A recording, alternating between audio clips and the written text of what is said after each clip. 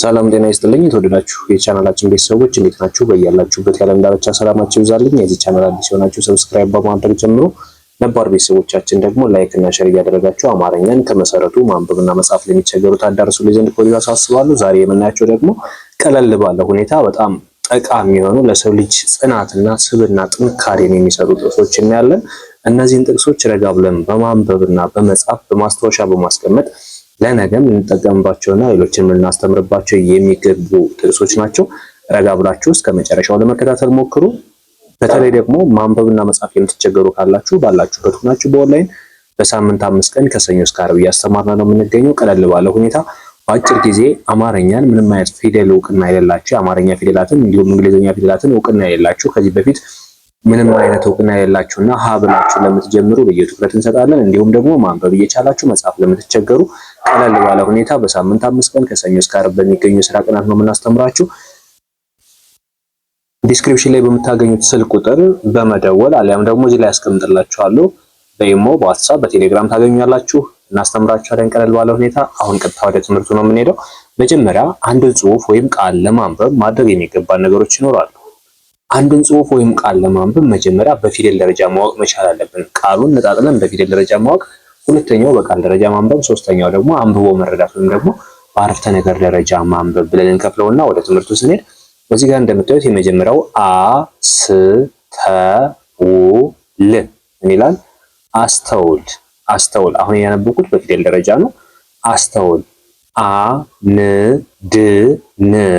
አንድን ሰው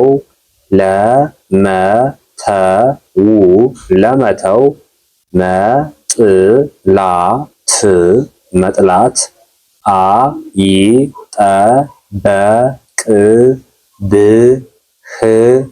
ምንድን ነው የሚለው? አስተውል። አንድን ሰው ለመተው መጥላት አይጠበቅብህም። አንዳንዴ ሰው በሐሳብ አለመግባባት ሁሉ ጥላቻ የሚመስለው ሰው አለ። በሐሳብ ባለመግባባቱ ጥላቻ የሚመስለው ማለት ነው። ሐሳብ የተለያየ ነው። የኔ፣ ያንተ፣ የሷ ሐሳባችን የተለያየ ነው አይደለ? ነገር ግን ይሄ ሐሳብ ጥላቻ ሊሆን አይችልም። ሐሳብ ሊያጣላን አይችልም። በሐሳብ ብዙ አይነት ነገሮችን ልንመላለስ እንችላለን።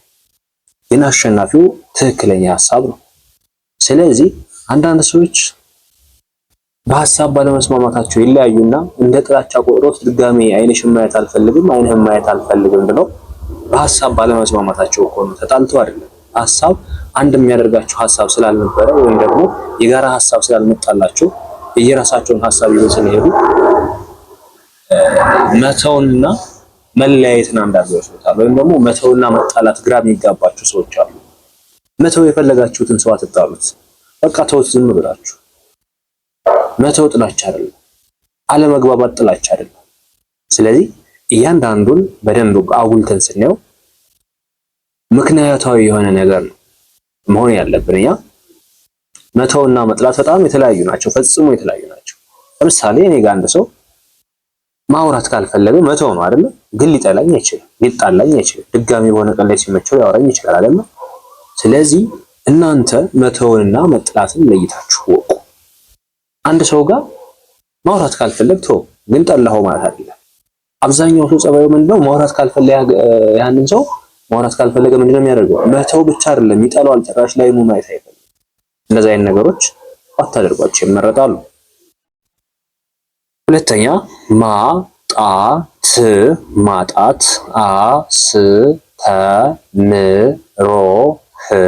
አስተምሮህ ፈተና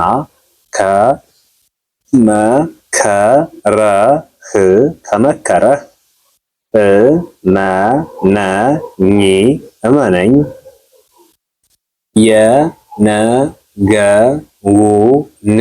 የነገውን ወርቃማ ስኬት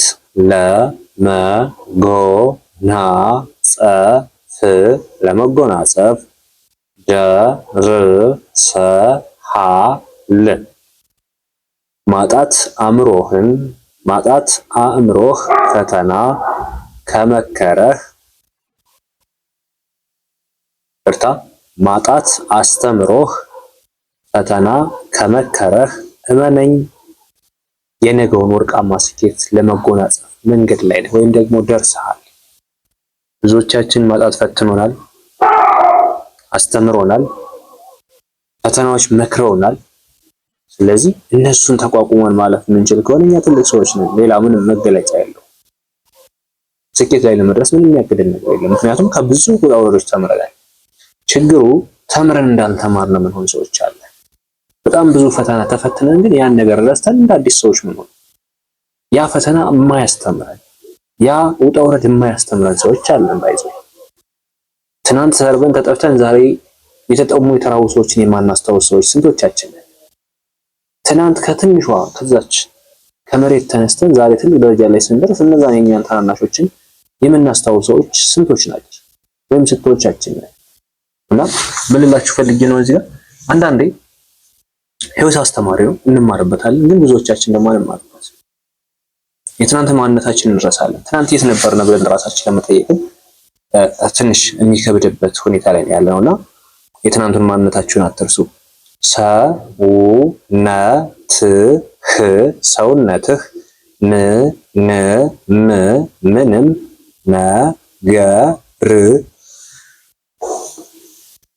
ምንም ነገር ይቋቋማል። ሰውነትህ ምንም ነገር ይቋቋማል። ማሳመን የሚጠበቅብህ አእምሮህን ብቻ ነው። የሰው ልጅ አካሉ ሁሉንም ነገር መሸከም ይችላል።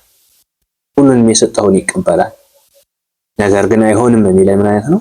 አእምሮ ነው። አይሆንም የሚለው የትኛው ነው? አእምሮአችን ነው። ምክንያቱም የሰው ልጅ መንቀሳቀሻው ሞተሩ ያለ አእምሮ ላይ ነው።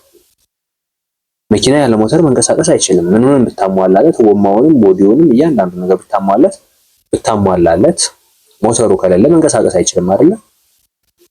ስለዚህ ልክ እንደዛ ሁሉ የሰው ልጅም የሚያንቀሳቅሰው አእምሮ ነው። ስለዚህ ሰውነት ምንም ነገር ሊቋቋም ይችላል ወይም ሊሸከም ይችላል።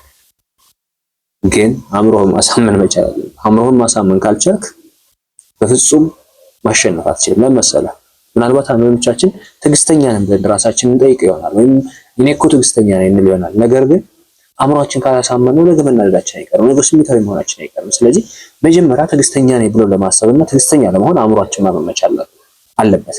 አንድ ስራ ለመስራት ወይም ውጤታማ ለመሆን ነገ ውጤታማ ሆናለሁ ባለሀብት ሆናለሁ ብለህ ካሰብህ ወይም ካሰብሽ መጀመሪያ አእምሮሽን አሳምኝ። ነገ አንብቤ ተለውጬ ትልቅ ሰው ሆናለሁ ብለሽ የምታስቢ ከሆነ መጀመሪያ አእምሮሽን አሳምኝ።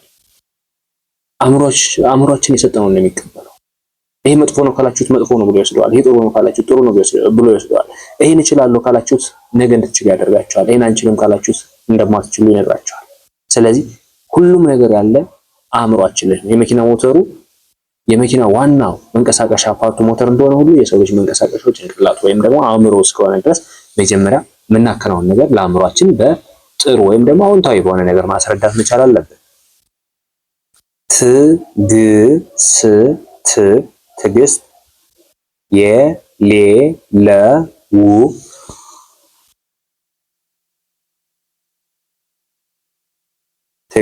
የሌለው ሰው ማለት ምንም አይነት ጥንካሬ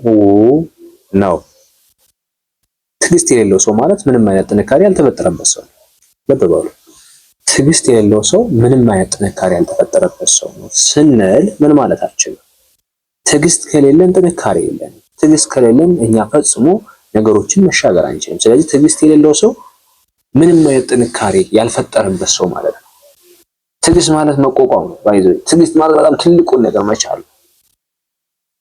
መሸከም ነው። መሸከም የማትችሉትን ነገር የሐሳብ ሸክም ሊሆን ይችላል፣ የነገር ሸክም ሊሆን ይችላል። እያንዳንዱን ነገር መሸከም ትዕግስት ነው። ትዕግስት ደግሞ ምንድነው? ጥንካሬ ነው። ስለዚህ ትዕግስት ማለት ማለት ነው አልኳችሁ ምንም አይነት ትዕግስትን መሸከም የማይችል ሰው ምንም አይነት ጥንካሬ ያልተፈጠረበት ሰው ነው። ስለዚህ መታገስ መቻል አለብን። በእያንዳንዱ ነገር ታጋሽ ስንሆን እኛ ጠንካሮችና አስተዋዮች እንሆናለን ማለት ነው።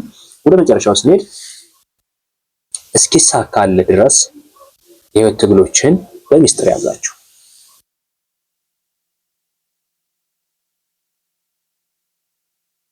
እስኪሳካልህ ድረስ የህይወት ሚስጥሮችን የህይወት ትግሎችን በሚስጥር ያዛቸው ማለት አንድን ነገር ሳትፈጽሙት አትናገሩ። ይሄን ላደርግ ነው አትበሉ። ይሄን ልሰራ ነው አትበሉ። ሰርታችሁ ግን ይሄን ሰራው በሉሽ።